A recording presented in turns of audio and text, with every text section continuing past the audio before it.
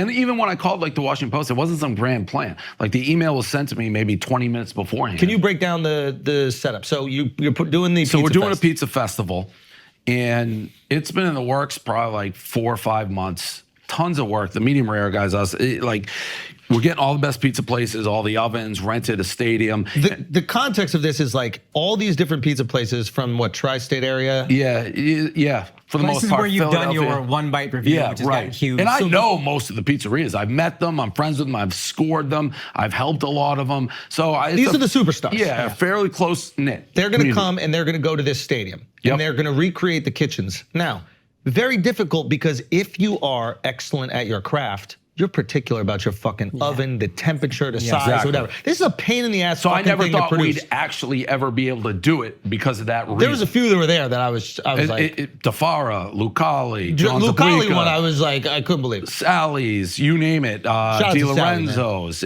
John Pepe's, Frank Pepe's, excuse me.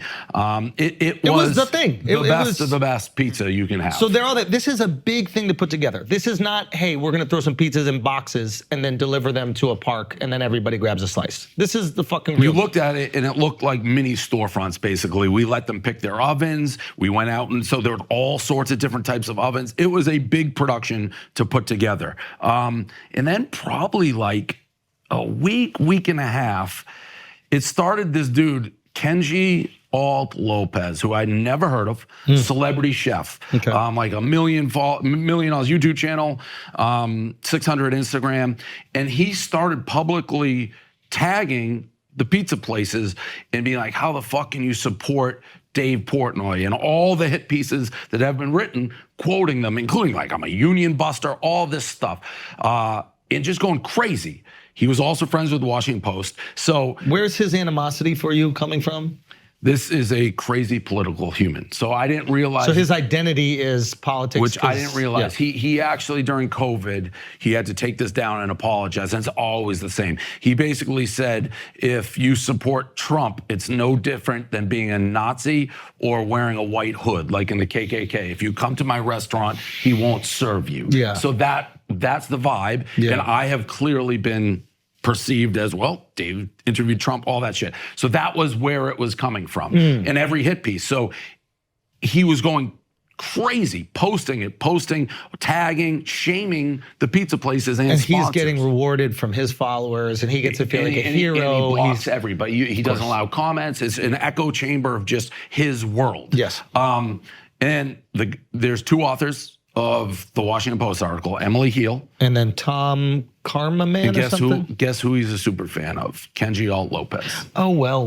What a shock. Like, he had, this guy, the other author, had one picture on his Instagram that wasn't himself. It was Kenji. That's the only one. So shocking how that works. And what was this, on Thursday before the festival, or maybe Wednesday, I forget.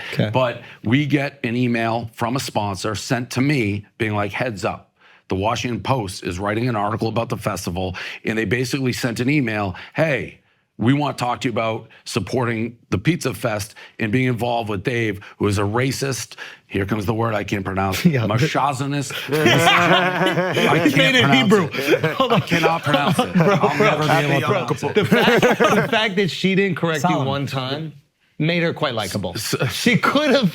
Somebody who is as unfamiliar with that term would never be able to pronounce it. Misogynist. Yeah. Misogynist. And you're losing it already. And basically sent the email to the advertisers being like, please defend yourself, putting them in a box. Yeah, it was crazy. What the fuck is a sponsor supposed to say to How that? could you support a pizza fest that is run by a misogynist? Yeah, right. And a racist. But they're also sending it to a bunch of old school Italians. Yeah. What do they think they're going to say? This is my guy. Finally, our pizza. This was a major, like, blue chip sponsor, the one that sent So these are the sponsors, not the actual kids. Yes, but they did it to everybody. Okay. So and she put her number to call back on. So that was sent to me. And I'm like, you know what? I'm just gonna call this woman and see what the deal is. Bro, watching her melt. So I called her, and the call went as bad, really, for her as it possibly could, because right off the bat, I'm like, why are you sending this email saying I'm the M word and because I can't pronounce it and racist? And she's like, I didn't do that. Like, I haven't done that. It's like, well, let me read you the email.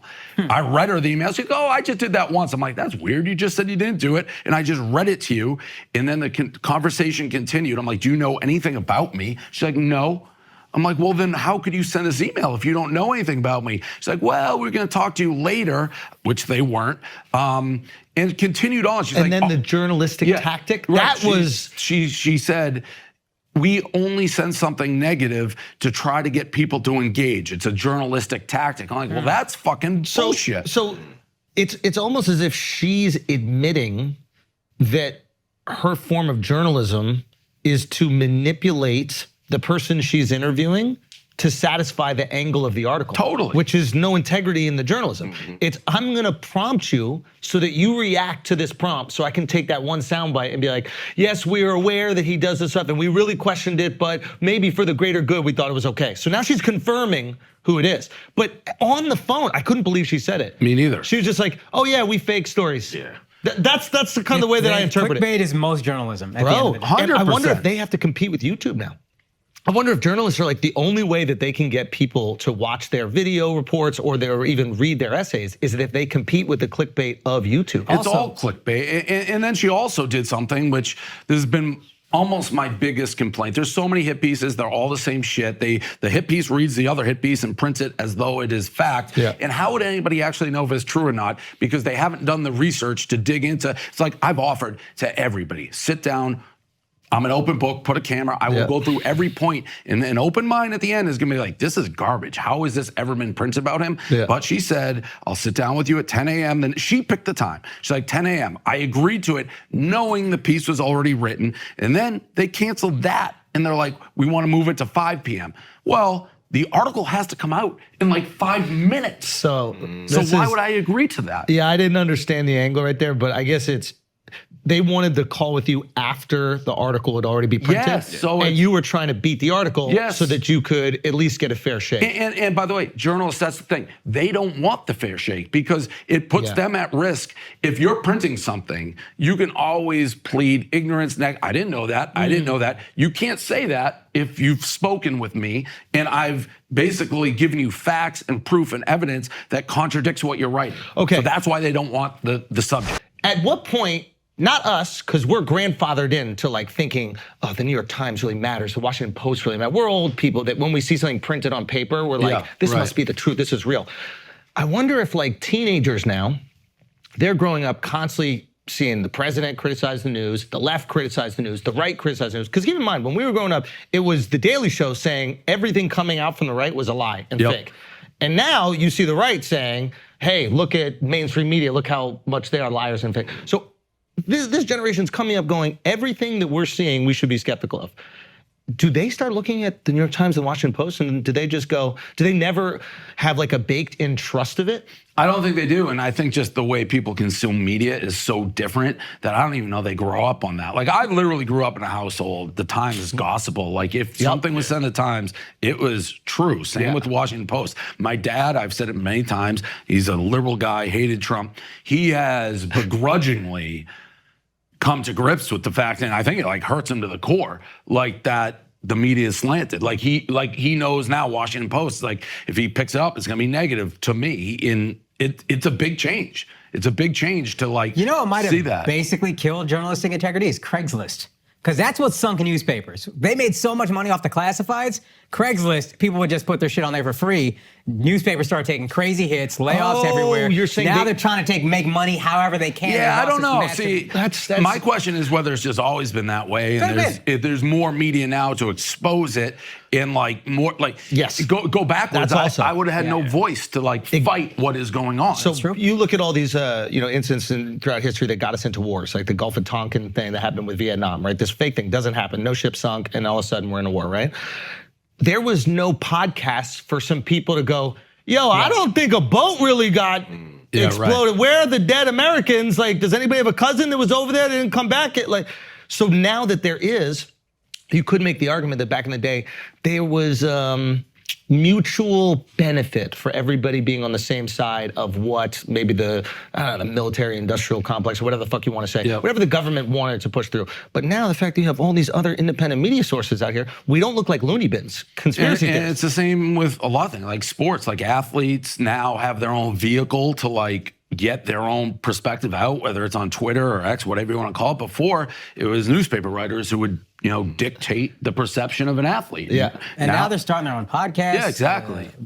What's the Ryan Clark one's Fire? Oh, yeah, There's yeah. a bunch of athlete podcasts Also the that are Pivot. great. Yeah, Pivot is great. And even the Manning Bros are great. Manning Brothers. We What's have a the- Pat Bev podcast. All the smoke, dude, all the Roan, smoke. Pat, first of all, Roan is fucking genius. Yep. Like, I was watching all his battle rap stuff before, and then the two of them together are fantastic. Yep.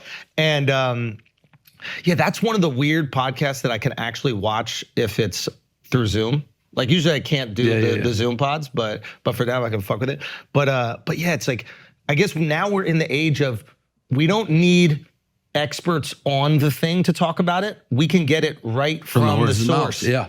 Huh. So all that changes. I tend to think media's always been, history is written by the winners. Like that is, for the most part, always been true. Yeah.